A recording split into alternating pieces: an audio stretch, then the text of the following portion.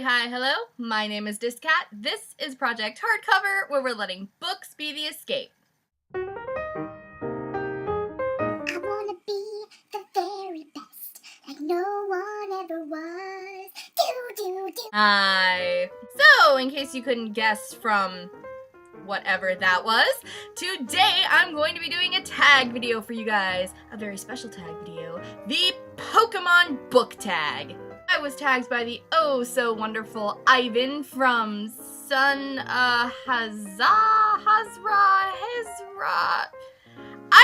from the channel that I cannot pronounce down in the dibbly-doo. I was tagged by him. And this is super spiffy because I've never actually been tagged to do a tag before. You guys know me. Usually I just up and decide to do them. So this is super special for me. Basically, I have a list of Pokemon and corresponding questions that I have to match up with specific books. And this just sounds like it's gonna be super fun, so let's just get started. Our first Pokemon is Metapod, a simple but effective book. And for this, I'm going to go with any of the Dark Hunter books by Sherilyn Kenyon. These books are fairly simple. You know, the plot formula is very basic. You know, you have moody and emotionally destroyed, you know, angsty male lead, and then you have the quirky and fun and headstrong lady that melts the ice around his heart and everything is gooey and sappy and adorable, but these books are still really, really awesome. The overall world that these books take place in is super mega awesome complex, and there's just so much awesome mythology stuff going on in here. And the characters, yes, they are a bit formulaic, but they're still just so cool and just, yes, simple, but very effective and just, yes, Sherilyn Kenyon. Sherilyn Kenyon. Next we have Bidoof, a book you passionately dislike. And for this, I have to go with my go-to, Side Effects May Vary by Julie Murphy. Yes, I know, I have discussed my grand dislike for this book many, many times on this channel, and I will link all of those videos down below, but just to refresh your memory, the characters in this book were terrible. This book had all the potential in the world to have an awesome story, but it didn't. And the questions and themes and morals that are presented in this book just make you feel like a super icky person. So just, yeah. Repel. Max repel. Our next Pokemon is Garbodor, a book you expected to dislike due to the cover, but really enjoyed. And for this one, I have to go with Generation Dead by Daniel Waters. I mean, just look at it. Look at it. Ooh, look at me. I'm a pretty zombie girl just staring blankly off into the sky. Don't you just want to ravish me? It's just, no. But in all actuality, these books are really good. I really, really enjoyed them. One of the blurbs on this book is that it's Stephenie Meyer meets John Green, and that's kinda exactly what it's like. It does have that post-Twilight feel to it, but it also has like the awesome theme and, you know, character relationshipness that John Green books have, and it's really good. This cover does not do this book justice, like, at all. Our next question has to do with Charizard, a book with a fiery protagonist. And for this, I'm gonna go with Eevee from The Diviners by Libba Bray. Eevee was such an awesome character. She was snarky and stubborn and headstrong and just not at all afraid to speak her mind or go against the grain. And given that this book takes place in like the 1920s and girls were expected to be demure and, you know, listen to what the men in their lives told them to do 100% of the time, it was just super awesome to see someone so headstrong and against that whole idea in this book. And it was just so great. Not to mention she is just so fun and so quirky and so funny. I really, really liked her. She totally made this book just so much more awesome than I expected it to be. Next up, we have Squirtle. Pick a book that's adorable. And I don't actually have that many cute, adorable books, really, but the closest I could come up with is Hyperbole and a Half by Ali Brosh. Upsetting of the white balance. Oh my goodness. So yes, the grand majority of this book was hilariously funny, but it was also like super adorable, especially the stories about like her dogs and her childhood. It was just so, aw, that's adorable, and then, you know, just hysterically laughing all over the floor. But there is also a lot of deep personal conflict and stuff in this book. This is just an amazing, amazing book, and if any of you out there have not read this yet, I seriously, seriously recommend that you do.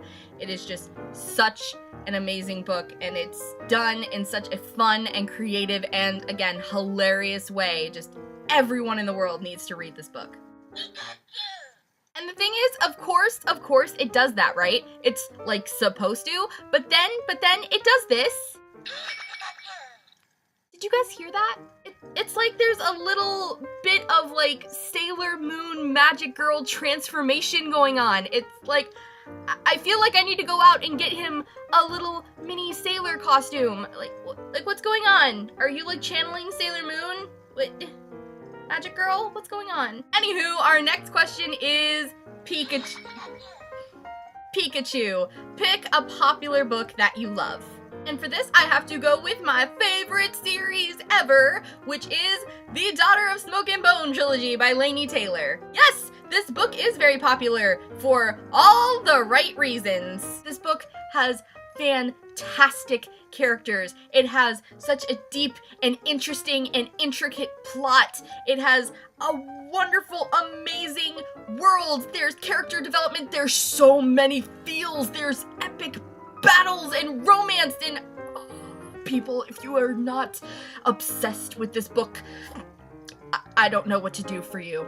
Our next Pokemon is Jigglypuff. Pick a weak character that you couldn't help but love. And for this, I have to go with Alina from the Grisha trilogy. A lot of people say that Alina is a really weak character. She made a lot of really poor choices and didn't really stand up for herself when she should have with the Darkling and everything, but I don't necessarily think she's a weak character. Yes, I do believe that she had some moments of weakness in Shadow and Bone, but I believe that she is actually a really strong character who just doesn't fully realize how much power she has. But by the end of this book, she does seem to start realizing, so I'm hoping that in later books, she will just be this awesome, hella badass heroine that's just gonna conquer the entire world. I totally believe that Alina has that ability inside of her. And because of all of that, I like her. Y'all can just back away, haters. Back away. Back away. Next up is Piplup. And no, I did not mean to accidentally Dr. Seuss there. But anywho, we have to pick a book that is really underrated. And for this, I have to go with The Strange and Beautiful Sorrows of Ava Lavender by Leslie Walton. OMG, this is one of the most beautiful books I have ever read. It is so whimsical and magical and just so amazing, and it's so fun, and the characters are so great. You just love them to itty bitty bits, and the way that the story unfolds is so awesome. Just, I love this book. If any of you want like a feel for what this book is kind of like, it's kind of like Tim Burton's movie Big Fish.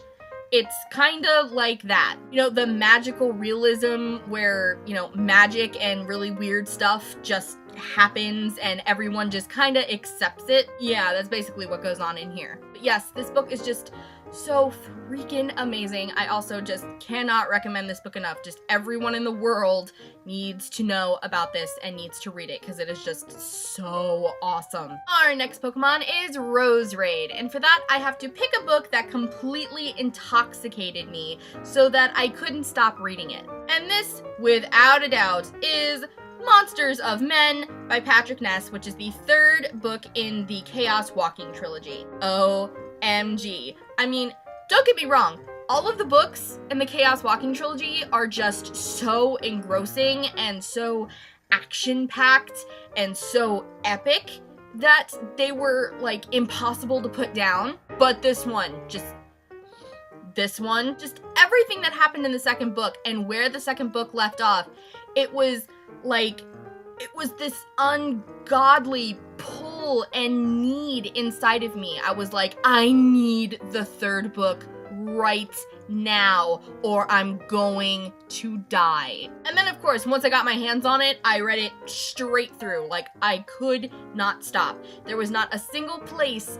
in this book where I felt like I could stop and take a break without, having mass panic attacks over what is gonna happen. I need to know, like, right now. So yes, just definitely this one. Just, people, if you're gonna read the Chaos Walking trilogy, like, just clear your entire schedule. Don't just pick a weekend where you're not gonna go out with your friends or have any contact with the outside world, because I'm telling you, once you start these books, you do not finish until you finish this one. There's no stopping this crazy train of epic awesomeness. Next, we have Psyduck, a book that left you confused and desperate for answers. And this was just the easiest question ever to answer. For me, it was definitely The Maze Runner by James Dashner. Just, oh my god. These books were infuriating. They tell you, like, none of the books tell you any of the things. And even when they do tell you, like, one of the things, they, like, don't answer any of the other things. And then they make more things for you to want to know the answers to, but also they don't answer any of those things either. Just, dis.cat has hurt herself in her confusion. Yeah, just, James Dashner. Our next question is Tepig. Pick your favorite starter book. And for this, I have to go with a recent read, and I'm going with The Raven Boys by Maggie Stiefvater, which is the first book in the Raven Cycle Quartet. This book is an amazing first book to a series. It's incredibly intriguing and interesting. The characters are super fun and everything, but not everything is completely fleshed out. At the end of this book, you're still just incredibly confused as to what's going on overall. You're still just incredibly intrigued and invested in these character stories and in their goals, and not all of the characters are completely fleshed out. It really makes you just want to hurry up and go out and continue with this series, which I think is incredibly important for a series. If you're not, like, incredibly anxious to go out and get the next book, then it's not really a great starter book. So yes, I definitely think that Maggie Stiefvater hit the nail on the head with the first book to a series thingy. Just, this is a great first book. Our next Pokemon is Margikarp. Pick a book with a character that you didn't like at first, but grew to love as they developed/evolved. And for this, I have to go with Liraz from the Daughter of Smoke and Bone trilogy. And no, there is no book in here because I lent it to a friend like a week ago and she still hasn't returned it, and it is just causing all of the anxiety in my life. Just, But anywho, yes, Liraz. I remember in the first book, I just wanted to take her head and just slam her into the concrete. I was just like, you are interfering with the OTP and you are being hella not understanding, just go away. But then in the second book, book, we start to see her grow into this more understanding, more fleshed out, more hella awesome character. And then by the time we get here, this girl was my bae. She was just so awesome and strong and complex and just so freaking, just so, love Liraz. Don't mess with Liraz. I will battle you right now. Let's go to gym. We'll go right now. And in keeping with the trend of adding our own Pokemon and questions, I have decided to add Cubone, a book that you thought was just gonna be really cute, but then ended up being really tragic and sad. And for those of you who don't understand my reasoning behind this question, step 1, Google it. Step 2, cry like a little bitch, because OMG, that origin story. But anywho, for this, I've decided to go with Winger by Andrew Smith. No, I'm not going to divulge as to why this story is sad, because, you know, spoilers. But I will just give you fair warning, the end of this book, sadness happens. But for the majority of this book, it is really just an adorable, really cute, really well done contemporary story, and it's just so great and so awesome, and then the end makes you want to rip your heart out and chuck it across the room. So, yeah. And that's it. That is the Pokemon book tag. This was a lot of fun. And now I am also faced with Ivan's conundrum of trying to think of booktubers that also like Pokemon. Okay, for this I'm going to tag Sophia from The Book Basement and Katrina from Little Book Owl. I don't know, for some reason they seem like they would be on the Pokemon bandwagon. And if they're not, you know, it's never too late to induct some new Pokemon trainers. As always, thanks you guys for watching. I will see you next time, and remember, books are the escape. Sailor Pikachu, I choose you.